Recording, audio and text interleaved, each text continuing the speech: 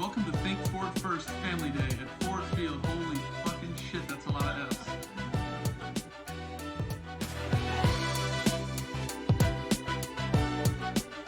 F's. This is Interesting to See, your daily sports podcast about news, narratives, takes, and gambling. Matthew Stafford's wife, Kelly Stafford, released that video yesterday of former Lions, now Rams quarterback Matthew Stafford trying to record a promo. It's not safe for work. Showing a little bit of personality, which he doesn't really do that often. Really funny stuff there from Stafford. Of course, now that he plays in LA, everybody's realizing how good he is, and we will get into some prop bets later this year. One that I really, really like that I find kind of fascinating, and I guess this is kind of de facto fantasy advice as well. Barstool Sports enters mainstream. They keep dipping their toe in the mainstream waters, and of course, we're going to check in with the Olympic medal count, but we have to start with the Simone Biles thing. I didn't want to do Simone Biles, but all of you people on the internet made me. Simone Biles pulled herself out of the team competition a couple of days ago, whatever day today is. I think it was Monday night or morning, or I don't know what's going on. The time change for the Olympics is getting confusing for me. So she attempts the vault. In the vault, her score was absolutely atrocious, and when you break it down, you realize that like she was making some mistakes. As a result of that, she pulled her off, citing some mental health concerns. Her teammates were kind of there for her, whatever. So in the interim, the internet explodes, obviously, because everybody just has to worship Michael Jordan. Like, he would never do that, except he literally did that. He literally quit for mental health reasons, just like she did. He had to go find himself playing baseball like a liberal arts graduate, backpacking around Florida or Oregon or wherever. So then everybody's got a day to digest this. So there are two takes. Either A, she was kind of faking it and she couldn't handle the pressure. She did poorly, and now she's kind of quitting so that she doesn't have to go through the embarrassment of losing. That's take number one. Take number two is that athletes today are under a tremendous amount of pressure or whatever, and that got to her and it kind of broke her. Both of those takes are trash. I think the athletes today have more access to the pressure. That's certainly possible. Her life has not exactly been textbook, I would say. Being a standout gymnast, I believe, involved in the Larry Nassar garbage, and of course she was adopted. So a lot of things going on for Simone Biles. What I find very annoying is I'll point to a really poignant moment in mental health history in America for me, which was that when the Eagles were playing somebody back in 2018, Brandon Brooks, their offensive guard, pulled himself off the field because he was having anxiety issues pregame. Now, in my opinion, offensive guards, catchers, and goalies in hockey are the toughest human beings on the planet Earth. If the aliens attacked, I'm going to look for Quentin Nelson and Frank Ragnow and Brandon Brooks to hang out with me. He literally said it's just treated exactly like a hamstring pull or a concussion or something. Like, I can't go. Like, I can't go today. I found that really fascinating. It was part like a low-key storyline because he was, at the time, the best at his position, the same way that Simone is the best at what she does. It's not exactly the same thing, but he was the best. He pulled himself off the field. So for Monday, I couldn't wait to hear how Eagles fans reacted. I just kind of wanted to check in with where we were on mental health awareness, and it was such a non-story that I was incredibly proud to live in Philadelphia, which I did at the time, and kind of excited for where we were as a country for mental health, that this big bad dude could just look around and say, I'm having an anxiety problem right now. I can't play football today. And no one cared. Not the blue-collar dudes who go work at the docks, not the cops who called in to the radio shows. No one cared at all. Everyone was like, yeah, man, go get right. You'll be back. Now we fast forward to this, and everyone's thing is she's quitting. Well, she pulled out of the all-around competition. So the team thing happens first, right? And then, after the team competition, the next day is when the individual all-around happens, and she pulled herself off of that as well, citing, again, these mental health concerns, which mental health is a stupid phrase. I don't know, we just call it, health would be a good word for it. So this is what's going on with Simone Biles. I've been avoiding it. I have to talk about it because you have to address what's going on, but I don't care. If she's not healthy enough to compete, then she's not healthy enough to compete. If she is, she is. I will say this is unequivocally a little bit different than you having a bad day at the office. If she's not 100% focused on what she's doing in gymnastics, it could kill her. I just watched the video on TikTok of Lori Hernandez breaking down the vault routine she did right before she pulled herself off, and she's like, yep, you can see her panicking in the air. She's lost. do you mean lost? Like, yeah, she's spinning like 15 feet above the air. She doesn't know where she is. Yes. So like when you are in a plane that has turbulence and you're freaking out, you're like, well, I hope the pilot cares about his job today. It's sort of like that. This could kill her. It is not the same thing as you having a tough week at the office. It is irresponsible to go back out there the same way it would be irresponsible if she had a little nick in her hamstring. Okay, let's move on to some other really annoying crap. So, Ron Rivera spoke to the media yesterday about how the Washington football team, has a terrible vaccination rate. It's incredibly low. I think it's one of the lowest in the NFL. It's below, it's like 60-something%. If you get to 85%, you get to be a real team. If you don't, you don't. So he said, I'm a cancer survivor. My immune system is still immunocompromised. Yep, you probably forgot that storyline from 2020. Ron Rivera had Mohs surgery and some skin cancer that is treated both with surgery and, of course, systemic therapy, chemo, or immunotherapy. I don't really know. So he said that. Then was it one of his players? Let's see. I want to make sure I get this right. See who he plays for. TJ Ward went to Twitter and said, among the stupidest, most offensive stuff that you could possibly say, I play the National Football League. Okay, so he's not in the league anymore. So he has deleted this, but he didn't just have a bad take.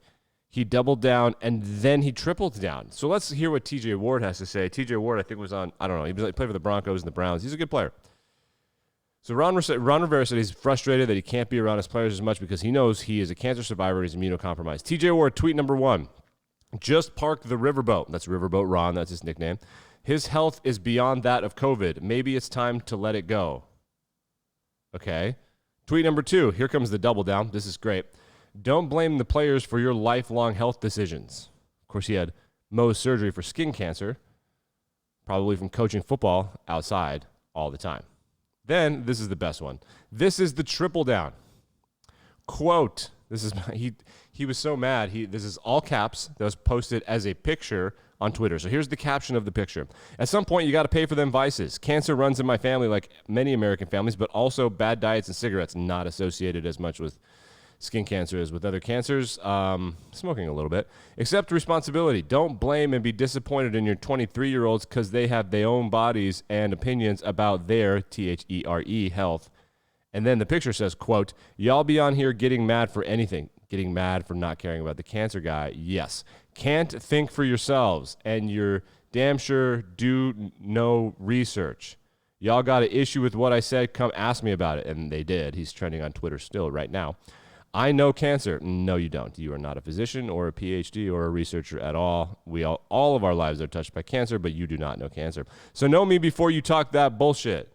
And furthermore, how do you expect somebody to have empathy for your situation when you refuse to have it for where other people stand? Continue on, though. That's psychotic. Empathetic by exact. All of this has been deleted. Twitter is really fascinating. People get so embarrassed when their takes don't get any support. Nobody came rushing to his side. So that's been deleted. So that happened. So now Ron Rivera survives cancer, and players in the NFL are like, yeah, we don't care about you. That's great. Okay, we're going to move on to something even more interesting, something kind of fun.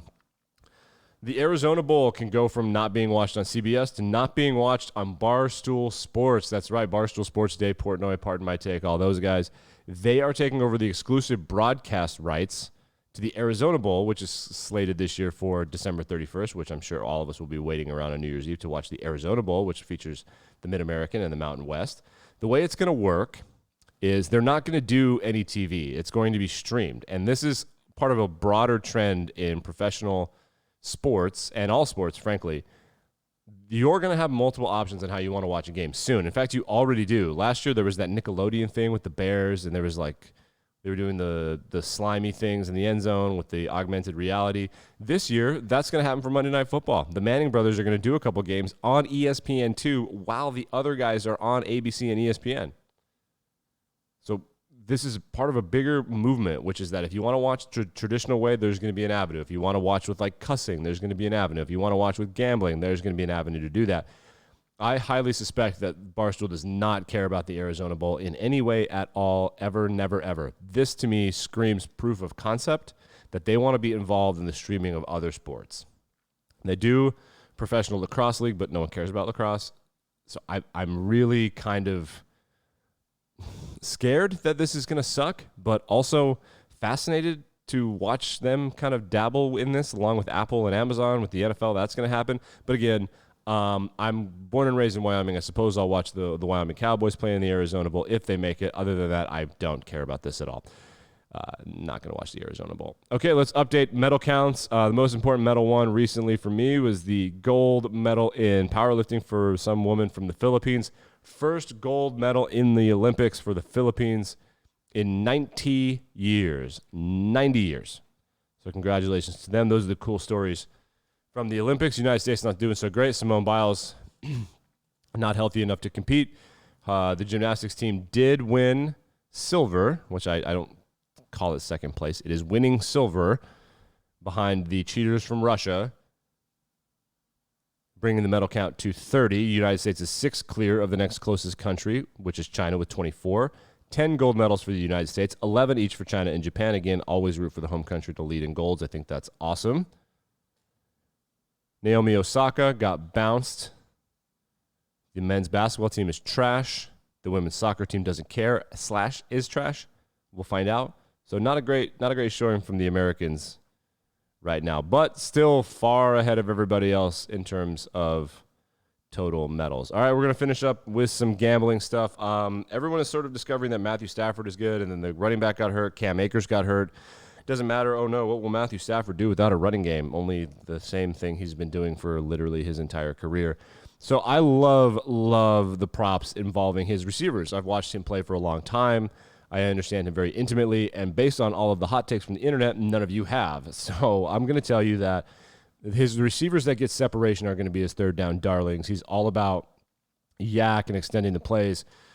So it would stand to reason that, and this is good fantasy advice as well. I don't know about Matthew Stafford as a fantasy quarterback. I think he's going to be ranked too highly. Right now, Cooper Kupp is plus 5,500 to lead the NFL in receiving touchdowns. Now, 2 years ago, Kenny Golladay for the Lions led the NFL in receiving touchdowns. Matthew Stafford goes for it. And Kenny Golladay led the NFL in receiving touchdowns. Stafford only played half the year. That's how many touchdowns he had in the first half of the season. Because he loves those contested catch guys, but he also loves the separation guys. Danny Amendola, when Golden Tate was good, Golden Tate. Cooper Kupp, nobody in the NFL, according to those stupid charts that the nerds tweet on the offseason, nobody gets more open than Cooper Kupp. He's plus 5,500, right in the middle of the pack. And for example, people that are ahead of him are people like Stephon Diggs, Tyler Lockett, Darren Waller. All of these make a ton of sense. They make a ton of sense. The Rams don't currently have a running game, and Stafford doesn't care about having a running game, and he's a gunslinger. Cooper Kupp gets open. I love Cooper Kupp plus 5,500 to lead the NFL in receiving touchdowns. I absolutely love that bet. And if you can find Van Jefferson or Cooper Kupp in your fantasy league, I would literally... I'm so suspicious of this. I would take Cooper Kupp probably in the third round. I think he's going to be the best fantasy wide receiver in the NFL this year. We'll get more into fantasy as we break stuff down. Training camps are officially open. Contact for some teams today. Contact for other teams as early as Friday. This is interesting to see. Subscribe, rate, review, etc. Get off Simone Biles' ass. She's a grown-ass woman. She's not healthy enough to compete. Oh, my God. Guys, got to get a life. Also, Michael Jordan did this. Don't let people tell you that Michael Jordan wouldn't put on his team. He literally did. All right. See you same time, same place tomorrow.